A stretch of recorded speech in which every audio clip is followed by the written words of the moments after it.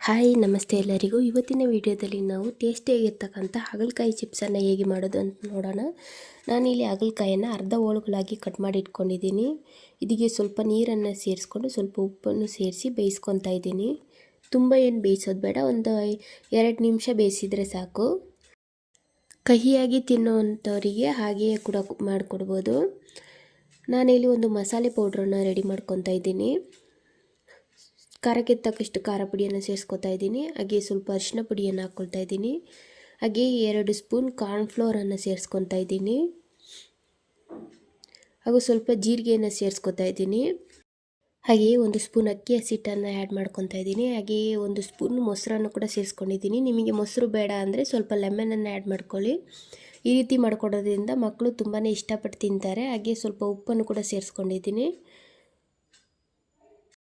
ನೀರಿಗೆ ಹಾಕಿ ತೆಗೆದಿಟ್ಕೊಂಡಿರ್ತಕ್ಕಂಥ ಹಾಗಲಕಾಯಿಯನ್ನು ಸ್ಟ್ರೈನ್ ಮಾಡಿ ಸೇರಿಸ್ಕೊಂಡಿದ್ದೀನಿ. ಹಾಗೆಯೇ ಇದಕ್ಕೆ 2-3 ಸ್ಪೂನಷ್ಟು ಕಡಲೆ ಹಿಟ್ಟನ್ನು ಕೂಡ ಸೇರಿಸ್ಕೊತಾ ಇದ್ದೀನಿ. ಹಾಗೆಯೇ ಸ್ವಲ್ಪ ಪ್ರಮಾಣದಲ್ಲಿ ಆಯಿಲ್ನ ಬಿಸಿ ಮಾಡೋಕೆ ಇಟ್ಕೊಂಡಿದ್ದೀನಿ. ಎಣ್ಣೆಗೆ ಹಾಕ್ಬಿಟ್ಟು ಡೀಪ್ ಫ್ರೈ ಮಾಡಿ ತೆಗೆದ್ರೆ ನಮ್ಮ ಹಾಗಲಕಾಯಿ ಚಿಪ್ಸ್ ರೆಡಿ ಆಗ್ತದೆ. ತುಂಬಾ ಟೇಸ್ಟಿಯಾಗೂ ಕ್ರಿಸ್ಪಿಯಾಗಿರುತ್ತದೆ. ಖಂಡಿತವಾಗ್ಲೂ ರೆಸಿಪಿನ ಟ್ರೈ ಮಾಡಿ ನೋಡಿ.